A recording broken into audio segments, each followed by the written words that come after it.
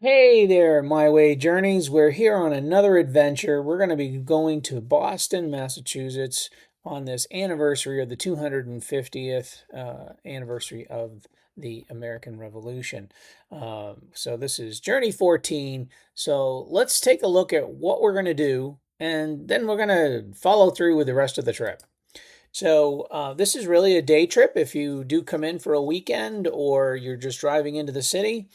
You don't need a national park pass. This is free. You can walk around the city.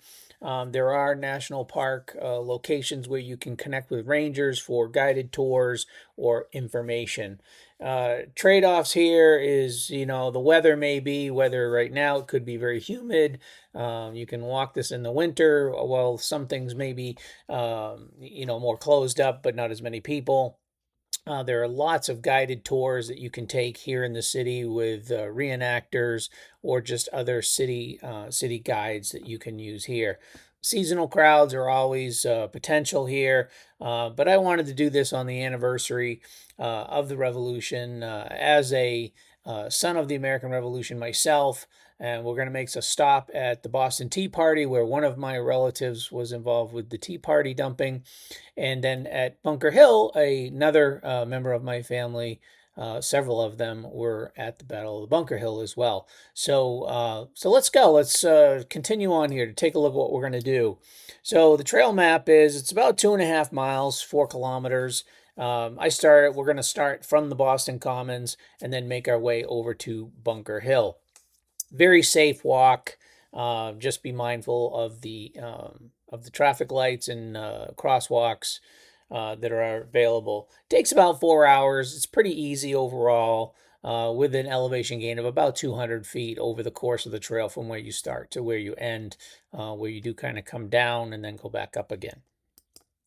Do want to make a couple of notes here. You can see here on the map, on the darker shaded area was the landmass back at the time in the 1700s. And everything in that lighter yellow that you're seeing here is actually where it was landfilled in and made the city area, circumference area, much larger. So we're going to follow the red route on here, starting from where you see the information kiosk here in the Boston Commons in the lower left-hand corner. And we're going to advance our way through Boston Common to Park Street to Granary, King's Chapel, Boston Latin School, the corner bookstore, South Meeting Place, the old State House, and the site of the Boston Massacre. We'll stop over at Faneuil Hall and Quincy Market. We're going to take a walk through the Haymarket, goes rain or shine, so we have to pass right through that area. So we're going to go right through the Haymarket Square area. Cross over the Rose Kennedy Greenway, which is where the Interstate 93 used to be an elevated highway, and the area when they did the underground highway through Boston, they made all that surface area into a greenway park. It goes the entire length of kind of cuts right through the city. So a great area, lots of activities happening on the weekends, especially if you get a really nice weekend. There's a lot going on in the Greenway. We're going to continue on through the North End. We'll stop at Paul Revere's house, the Old North Church. We'll go up to Copp's Hill Burying Ground. Then we'll cross over to the USS Constitution and then finish ourselves off at the Bunker Hill Monument, which is the end of the Freedom Trail. We're going to take a ride back into at the end, a treat for myself. We're going to stop at the Sam Adams Brewery there in Faneuil Hall, Quincy Market, and then we're going to cross over a couple streets to the Union Oyster House, which is one of the oldest oyster houses in America, I believe. So that's our trip. That's what we're going to do. From here, nearby, if you're, other places you can do is the Harbor Walk, the Colonel Shaw Monument, the Massachusetts State House. You can actually spend some more time in Quincy Market, more time on the Greenway. And also not far from here is the Seaport District. Very nice, lively area to visit as well. And some decent, really nice hotels over there as well. North End, great Italian food. Can't say enough about that. As we passed through here, we did our lunch here as we were on the Freedom Trail, so we took a little respite, and then we continued on for those last few stops on the Freedom Trail. So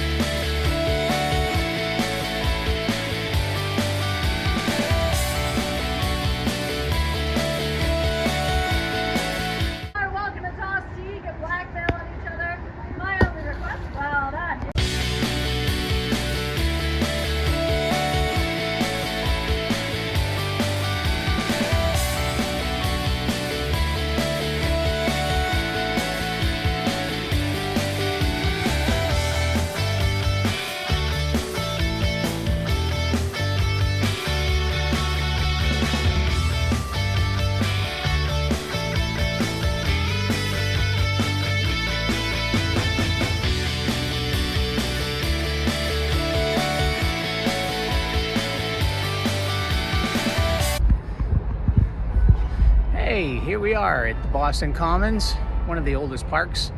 It was started as a fielded area in the 1600s and then became a public garden in about 1634.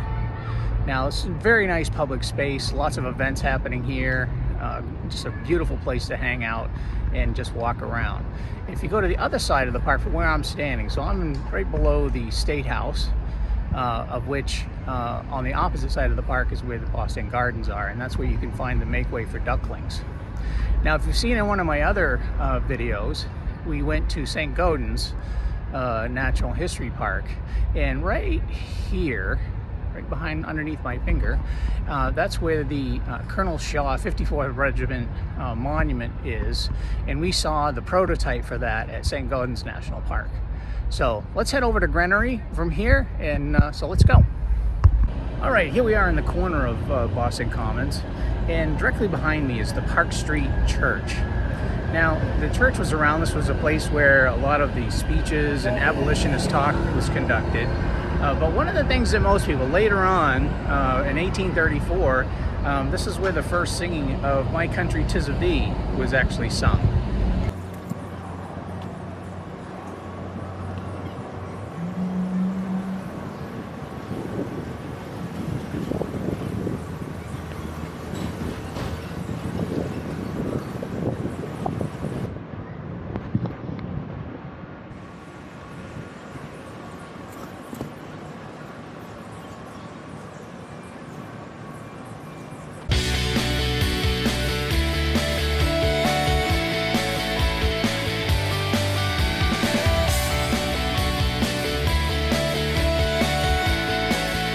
So here we are at the Granary burial place.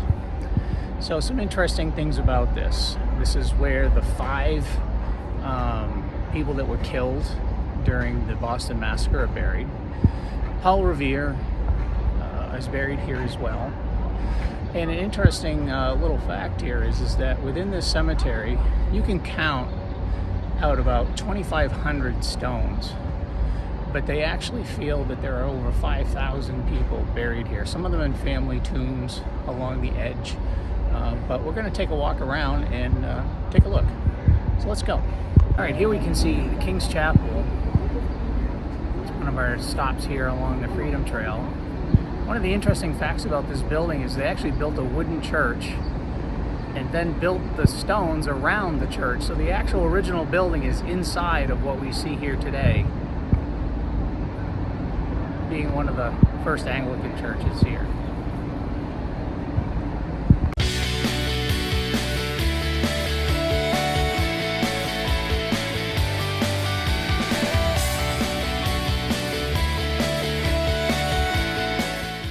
All right, here we are at the site of the first public school. That was Boston Latin School, and we're right underneath the statue of Benjamin Franklin. Which, interesting fact is that yes, he went to school here, but he actually dropped out. And so that's a little bit of fact here. If you actually have the time and you can go in, the building is actually now home to a Ruth Chris Steakhouse. So a building of many uses, but along the Freedom Trail.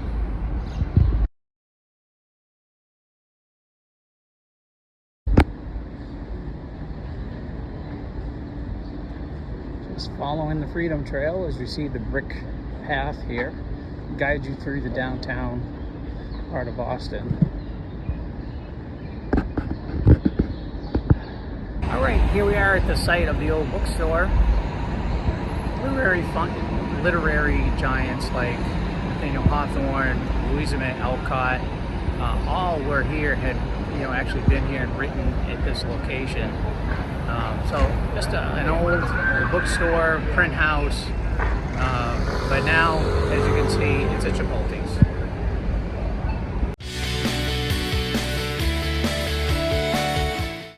All right, so here we are at the old State House. We're on the back side of the building, and we're going to walk around to the front.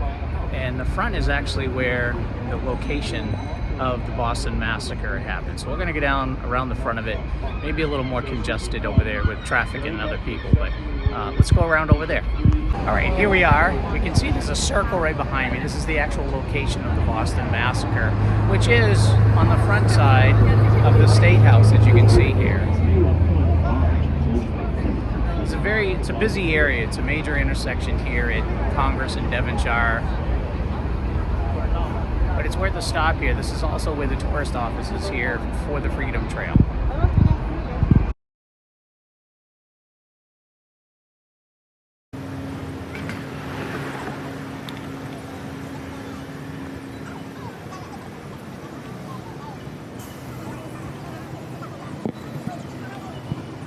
So here we are at Quincy Market, also known as Faneuil Hall. Faneuil Hall is directly behind me, the brick building, and on either side are what used to be wharf buildings, which is now Quincy Market. Now, if you really can imagine, we're going to walk down through here, is that the ships used to come right up to here, so the waterfront was actually very close to this area, and so today, you know, it's all been pushed back. And if you remember when we showed you on the map of how the city expanded, they kept doing landfill, they brought in hilltops and just moved all the earth down to here to level it out to make a larger area. So today we're gonna walk around here before we move on to our next stop. But Faneuil Hall, and then on either side, Quincy Market.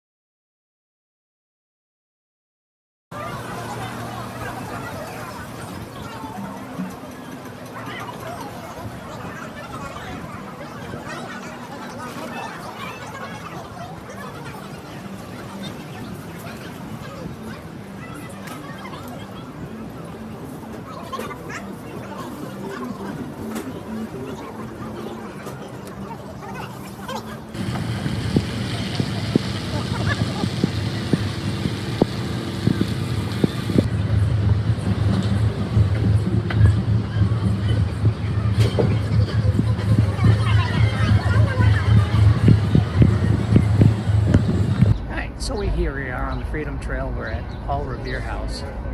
Now, if you get timed, you can go in. You can see there's a line behind me, and you can go in and you can see how the chocolate process was done. And you can actually have a cup of hot chocolate while you're in there. But this is the actual Paul Revere House that's right behind me.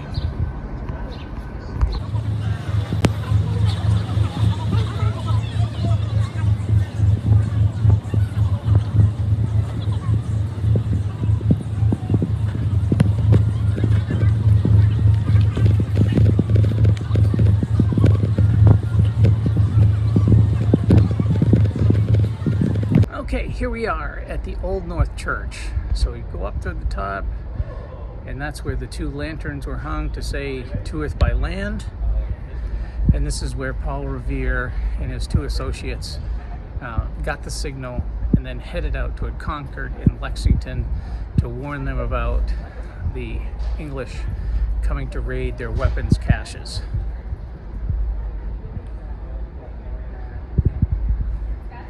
From here, we're going to go up to Cobb's Hill, or Cobb Hill Cemetery, and that's our next stop on the Freedom Trail.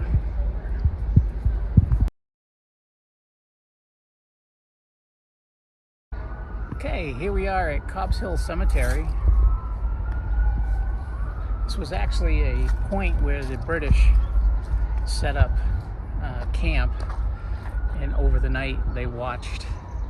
But they also, because this was a revolutionary cemetery as well as a loyalist, they actually did target practice on some of the stones. We're going to see if we can find one of those stones while we're here. But the interesting fact here about this cemetery is that there are nearly 10,000 people buried in this burial ground. And it's a very small cemetery overall. But we're going to take a look around and see what we can find.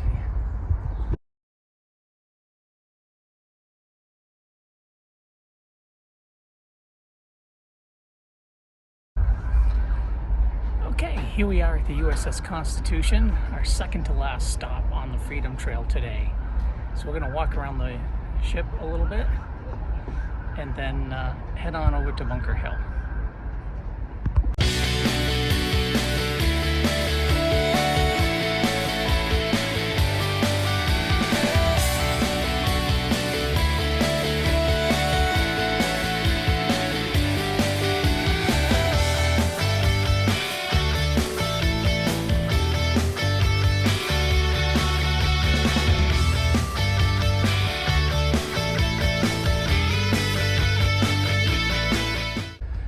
Okay, here we are at the end of the Freedom Trail for today.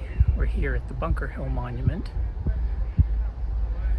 And we're going to go up, walk around it on this anniversary of the Bunker Hill Monument.